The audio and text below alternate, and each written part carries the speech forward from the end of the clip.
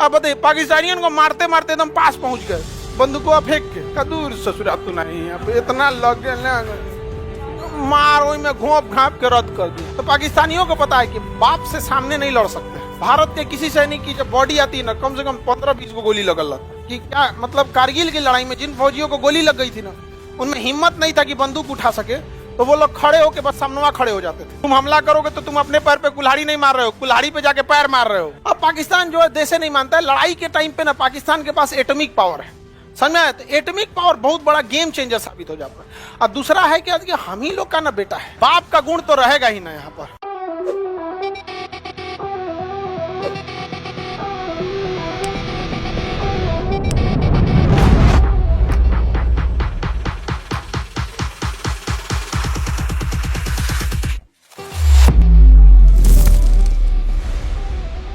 Israel क्या किया ना, अपने मोसाद, इजराइल के खुफिया एजेंट का नाम क्या है? मोसाद। वो मोसाद के एजेंट को कहाँ छोड़ दिया है? ईरान। जो भी उसका परमाणु वैज्ञानिक होता है उसको मरवा देते हैं सब। अब किसी वैज्ञानिक की कितनी सिक्योरिटी दीजिएगा? बहुत ज्यादा तो नहीं। तो क्या करता है सिक्योरिटी गार्ड, जिसका 1 लाख सैलरी, उसको 10 करोड़ दे देता है। खुदे बता देता है नाश्ता खाना कब करेंगे, कहाँ मुड़ेंगे, यहीं अपने बताते मार देगा। समझ में गया कि नहीं? कासिम सुलेमानी तो सेना प्रमुख थे, सोचिए ना, कासिम सुलेमानी को मारे।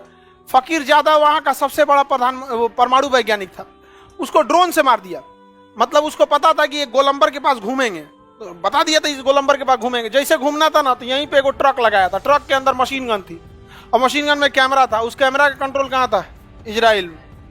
जैसे घूमा गोलंबर पे मारा, धर उड़ा दिया। यहाँ पर लो पता करते रहो, पता करके क्या कर लोगे इजराइल में? अकेले सब पे मार देगा वो, अकेले। अरे हम लोग इतना आगे जाने के बाद भी इजराइल से कहते हैं कि हमको ड्रोन चाहिए। आज भी हथियार के मामले में इजराइल हम लोग से एडवांस है। अलग बात है कि वो इतना छोटा है और हमारी इंडियन आर्मी का स्ट्रेटजी अलग है। बाकी के दुनिया के देश जो लड़ाई लड़ते हैं ना, वो लोग हथियारों से लड़ाई लड़ते हैं, और हम लोग में ना हथियार मतलब नहीं, बाद में हथियार चढ़ जाता है सब पहले ही, क्योंकि देहाते से लड़ाई चालू हुआ है। लाठी डंडा बाद में, पहले झपट के कूद जाओ, बाद में ससुरा कुछ देखा जाएगा। तो भारत का सैनिक जो होता है ना, अब खुद सोचिए ना, लखनऊ के थे कैप्टन मनोज पांडे, ठीक है, लेफ्टिनेंट थे। लड़ाई के दौरान उनका पोस्टिंग हो गया था, प्रमोशन हो गया। खुखरी से मारे थे, जो चाकू होता है ना फौज की, गुरखा रेजिमेंट का खुखरी।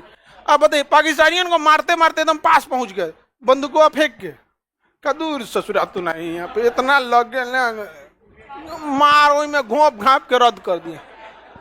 रीजन समझिए, आपको ये मजाक लगेगा, लेकिन ये बहुत बड़ी स्ट्रेटजी है।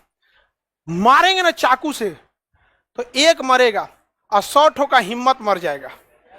मनोबल मर गया ना, वो फौजी कभी खड़ा नहीं हो सकता वहां पे। तो ये तो इसका ऐसा मारने के लिए आपके पास भी तो दिल होना चाहिए ना। यहाँ पे मार, मनोज पांडे पहाड़ पे चढ़ के मार रद्द कर दिए। तो एक ठो लगभग 1 किलोमीटर की दूरी पर स्नाइपर लेके खड़ा था।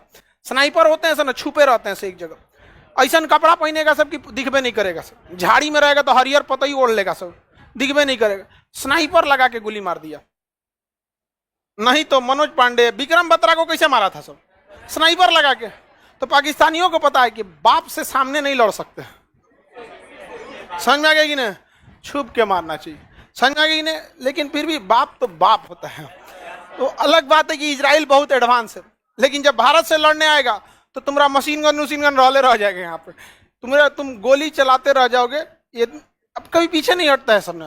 भारत के किसी सैनिक की जब बॉडी आती है ना, कम से कम 15-20 को गोली लगल रहता। इतने बहादुरी देखिएगा ना कि क्या मतलब। कारगिल की लड़ाई में जिन फौजियों को गोली लग गई थी ना, उनमें हिम्मत नहीं था कि बंदूक उठा सके, तो वो लोग खड़े होकर बस सामने खड़े हो जाते थे कि जो गोली आ रहा है अपने पे रोक ले। देख रहे हैं कि अब हम बचने वाले नहीं, तो अपने पे रोक ले।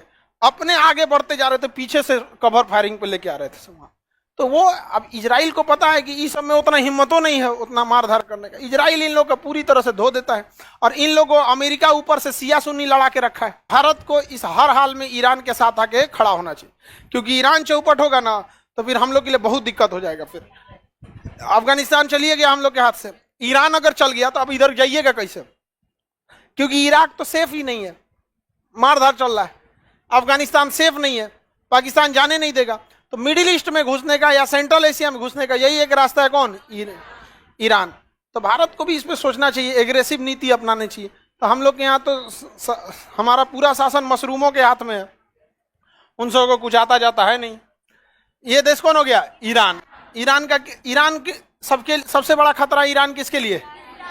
इजराइल को अगर मिडिल ईस्ट में कोई टक्कर दे सकता है ना, तो ईरान और पाकिस्तान, यही दो ठो दे सकते हैं सब। अब पाकिस्तान जो है देश नहीं मानता है, लड़ाई के टाइम पे ना पाकिस्तान के पास एटॉमिक पावर है, समझ में आया? तो एटॉमिक पावर बहुत बड़ा गेम चेंजर साबित हो जाता है। और दूसरा है क्या कि हम ही लोग का ना बेटा है, बाप का गुण तो रहेगा ही ना यहाँ पर, समझ में आ गया कि नहीं आ गया? अलग बात है कि हम लोग से नहीं लड़े, लेकिन है तो भारतीय माँ का न संतान, तो भारत माँ हमेशा शेर जन्म दी है, तो कुछ ना कुछ तो असर पड़ता है। और दूसरा, इसके पास असर पड़े ना पड़े परमाणु बम है, तो थोड़ा सा वो गेम चेंजर साबित हो जाता है कि अगर वो गिरेगा तबाही करेगा, और इसके पास मिसाइल भी है उस टाइप तक पहुंचाने के लिए वहां पे, तो बर्बाद हो जाएगा पाकिस्तान। देखिए इजराइल के लिए दो खतरा है सब, अब बाकी ये सब खतरा किसी काम का नहीं। इजराइल इनको खतरा मानता ही नहीं, कहता है खतरा तुम हमला करोगे तो तुम अपने पैर पे कुल्हाड़ी नहीं मार रहे हो, कुल्हाड़ी पे जाके पैर मार रहे हो। 6 दिन में 6 देश को हरा दिया, 1 हफ्ता में 6 को देश को हरा दिया, बड़ी मार मारे थे। तो आज ले हिम्मत नहीं इन लोग का मारने का। तो इसके लिए एगो खतरा कौन है? पाकिस्तान, एगो ईरान। इजराइल का कहना है ईरान को हम खुद निपटेंगे अमेरिका के साथ मिलकर। अमेरिका डायरेक्ट प्रतिबंध लगा देता है कि तुम पेट्रोल कोई खरीदेगा, अगर कोई ईरान से पेट्रोल खरीद लेता है ना, तो अमेरिका उस पर बम मार देता है, उसको कैसे ना कैसे मिलकर फंसा देता है। भारत ईरान से पेट्रोल खरीदता है, तो वो कहता है कि कैसे काय खरीद रहे हो, आप ही दे दीजिए सस्ता, हम खरीद लेंगे आप ही से। तो भारत की विदेश नीति बहुत सही है, तुम मरो हमको मतलब नहीं है, हम किसी के दोस्त नहीं है, ना ही किसी से दुश्मनी है। ये कहता है कि ईरान को तो हम खुद से निपटेंगे, वैज्ञानिकों को मोसाद से मार के।